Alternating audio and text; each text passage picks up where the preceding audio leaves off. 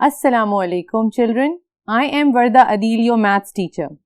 As you know that we were doing perimeter and area and we were left with few of the questions. So let's get started doing the remaining questions. Let's go to the board. बच्चों जिस तरह कि हम exercise 6 कर रहे थे और हम क्वेश्चन नंबर 7 पे पहुंच गए थे. क्वेश्चन नंबर 7 क्या कहता है? It says that tick the shape with the smaller area. Again the word is with area.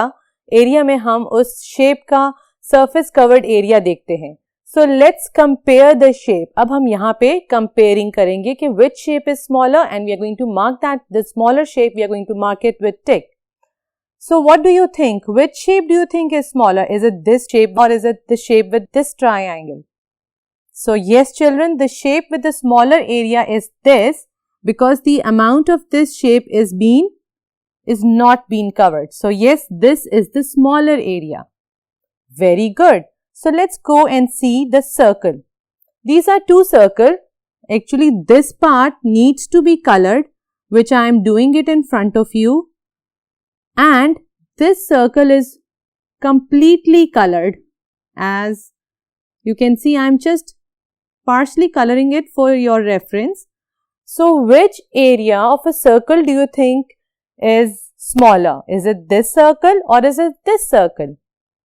जी बच्चों बिल्कुल सही. ये वाला जो सर्कल है इसका सरफेस एरिया बिल्कुल स्मॉल है, तो ये वाला जो सर्कल हमारा है हम इसको टिक करेंगे. What about this shape? Excellent. It is this. Why? Because this part is not being colored. Very well picked up. I hope आपको समझ आ रहा होगा कि हम एरिया कैसे फिगर आउट करते हैं और पैरामीटर कैसे फिगर आउट करते हैं. लेकिन हम अब इसके और भी क्वेश्चंस करेंगे. Let's move toward the next board. Question number 11. Question number 11 says that estimate the area of these shapes. अब आपको याद होगा जब हम estimate करते हैं या आपके सामने कौन सी shapes बनी हुई हैं. Do they have any length or any measurement? We don't see any length or any measurement. So we call it a irregular shape. That means they don't have a definite shape. और मैंने आपको इसका एक last lecture में एक वे बताया था कि how to figure out its area. We are going to count the square boxes over here. और जो box हाफ से ज्यादा covered होगा, we are going to count it as 1. So let's get started doing counting and find out the area of shape A. So keep on counting with me. I'll be using red marker for this. Do you think that is it this part of this shape is covered more than half? No. I'm going to mark a little cross on it. Little cross on it. Across. Across. What do you think? क्या ये shape आधी या आधी से ज्यादा covered है? ये आधी भी नहीं covered. So I'm going to mark it cross, cross. And what about this shape? Cross. Now I'm going to move toward this shape. क्या मैं इस box को count कर सकती हूँ as to know the measurement of this irregular shape? Yes, because ये half से ज्यादा covered है. It is 1. It is completely there. 2, 3, 4, 5. Yes, I'm going to count this. 6, 7, 8, 9 and 10. Do you think should I count this part? और ये वाला part half से ज्यादा है जो उस shape ने covered नहीं किया. I'm not going to count this. So I'm going to put a small cross on this. So what is the area of this shape? It is estimated, not the exact one. So I'm going to write the answer over here. 10 centimeter square. So let's move toward the shape B. I hope आपको ये चीजें समझ आ रही होंगी estimation में. Estimation में हम अगर वो shape completely उस box को cover करती है, we are going to count it. और अगर वो box completely covered नहीं है या half से less है, तो we are not going to count it. We are going to mark a cross on it. अब हम B को देखते हैं. जो complete covered है, I'm going to first count it. It's 1, 2. And this is more than half has been covered. This is half covered. This is half covered. I'm not going to count it. I'm going to put a cross. And this is also a cross. This is also a cross. This is also a cross for me and this is also a cross for me. And over here, this is also a cross for me. So what is the area of this shape? Correct, it's 3 centimeter square. बच्चों ये जो मैंने shape बनाई है आपकी book की तरह मैंने एक्यूरेट और सेम मेजरमेंट्स के साथ नहीं बनाई है, because I don't have that much space over here. I am just giving you an example so that you can do it on your own with the help of this example. So let's see how to do the part. First जो complete squares है I am going to cover them. I am going to write numbers on it. It's 1 2 3 4 5 6 7 8 9 10 11 and 12. अब मैं देखूंगी जो proper और पूरी covered नहीं है. I am going to mark it cross because ये हाफ से ज्यादा कवर्ड नहीं है. इसको ये हाफ से ज्यादा कवर्ड है. I am going to mark it 13. ये हाफ ही कवर्ड है. I am not going to mark it. इसको भी क्रॉस. ये तो बिल्कुल क्रॉस हो जाएगी. ये भी क्रॉस. ये भी क्रॉस. ये तो बहुत ज्यादा cross. Cross cross cross. Yes, this is also cross. Cross. This part is covered more than half. So I'm going to put it's 14 and it's 15 and this is 16 and this is cross. So what is the area of this shape? It's 16 centimeter square. तो प्यारे बच्चों आपको समझ आ गया होगा कि हम estimate कैसे करते हैं किसी भी शेप का एरिया, और डी पार्ट जो है वो आपका एज अ होमवर्क होगा. आइए चलते हैं क्वेश्चन नंबर 13 की तरफ. In question number 13, it says that draw the shapes of the following area 1 centimeter squared. आपके पास आपकी मैथ्स नोटबुक है जो आपकी ग्रिड शेप में होती है. ग्रिड शेप होता है जिसमें स्मॉल बॉक्सेस बने होते हैं. तो आपने ये सेंटीमीटर स्क्वायर्स को उन ग्रिड बॉक्सेस के अंदर बनाना है, जिस तरह आपने अपनी एग्जाम्पल्स में भी देखा होगा. मैंने उस रेफरेंस के लिए आपके लिए एक छोटी सी ग्रिड बनाई है कि ये आपके मैथ्स के बॉक्सेस ऐसे होते हैं. अब ये आपके ऊपर डिपेंड करता है कि आप किसी भी तरीके से आप 8 सेंटीमीटर बना सकते हैं. मैंने जिस तरह बनाया है 8 सेंटीमीटर वो मैंने ऐसे बनाया है. You can count them. It's 1 2 3 4 5 6 7 8.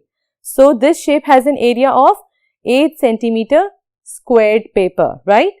अब 7 सेंटीमीटर स्क्वायर को मैंने ऐसे बना लिया. ये अब आपके ऊपर डिपेंड करता है, आप कोई भी शेप किसी भी तरह बना सकते हैं, but with the help of ruler. 1 centimeter is just a small square, you can see that. और मैंने ये बना लिया. आई होप आपको ये भी इजी लगेगा बनाने में, ड्रॉ करने में, to find out the area of different shape. So इसके साथ आपका जो होमवर्क होगा वो होगा question number 13 B part which is 9 centimetre. So it's up to you, be creative, और इसके अंदर आप 9 सेंटीमीटर में कैसी भी बहुत खूबसूरत और बहुत अच्छी और डिफरेंट शेप बना सकते हैं. बोर्ड 4 पे क्वेश्चन है, question number 14, copy and complete the table. मुझे ऐसे क्वेश्चंस बहुत इंटरेस्टिंग लगते हैं बिकॉज इसमें आपको चैलेंजिंग मिलता है. So this is actually a little challenging question. So इसमें हमें एक शेप दी है, जो शेप का नाम आपके सामने लिखा है वो है रेक्टेंगल. सबसे पहले रेक्टेंगल की प्रॉपर्टीज को रिकॉल करें. क्या रेक्टेंगल सेम है स्क्वायर की तरह? कुछ कहेंगे यस, कुछ कहेंगे नहीं. We are not going to go into the debate for this, लेकिन मैं उसकी प्रॉपर्टीज को आपको रिकॉल करवाना चाहती हूँ. स्क्वायर की क्या प्रॉपर्टीज थी? जिसमें सारी साइड्स इक्वल होती हैं. रेक्टेंगल में क्या प्रॉपर्टीज है? Exactly, opposite sides are equal.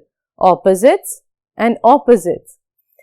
अब यहाँ पे आपने इमेजिन करना है. You are not babies, you are grown up children, you are great for kids. तो आपको इमेजिन करना है कि रेक्टेंगल की शेप क्या होगी. अब हमारे पास फर्स्ट क्वेश्चन है. फर्स्ट क्वेश्चन में हमारे पास गिवन है एरिया. एरिया को फाइंड आउट करने के लिए obviously we should have length and breadth. Length and breadth होगा, वी कैन फाइंड एरिया.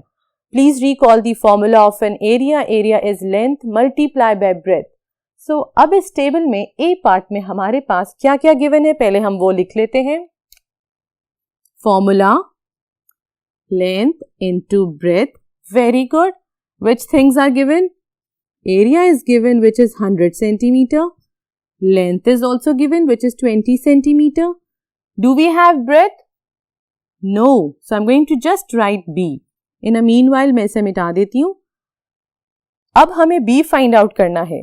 मैंने आपको बताया था अब जो हमें चीज फाइंड आउट करनी होती है हम उसको इक्वल टू के एक तरफ रखते हैं और बाकी जो चीजें हैं हम इक्वल टू के दूसरी तरफ भेज देते हैं। लेकिन भेजने से पहले हमें ये देखना चाहिए कि वो किस ऑपरेशन में है। यहाँ पे वो मल्टीप्लिकेशन में है, लेकिन जैसे ही वो इक्वल टू के उधर जाएगा उसका ऑपरेशन ऑपोजिट हो जाएगा। It will change its operation to yes division. अब हम करते हैं 100 divided by 20। So what will we get? अब 100 को 20 के साथ डिवाइड करेंगे तो क्या बनेगा? So let's do it with the similar way. 0 के साथ 0 कट हो जाएगा। Then I am going to count, read the 2 times table. It's 2 times 1 and 2 5s are 10. So, which two numbers I'm going to multiply?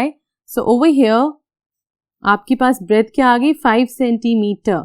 So, over here it's 5 centimeter. So, हम इसको check करें कि हमारा area ठीक है कि नहीं। कैसे चेक करेंगे? फॉर्मूला में length into breath. 20 times 5 is 100. Absolutely हमारा आंसर बिल्कुल करेक्ट है। आइए चलते हैं क्वेश्चन नंबर बी की तरफ, जो कि बहुत बहुत इजी है। क्वेश्चन नंबर बी, एरिया का क्या फॉर्मूला होता है?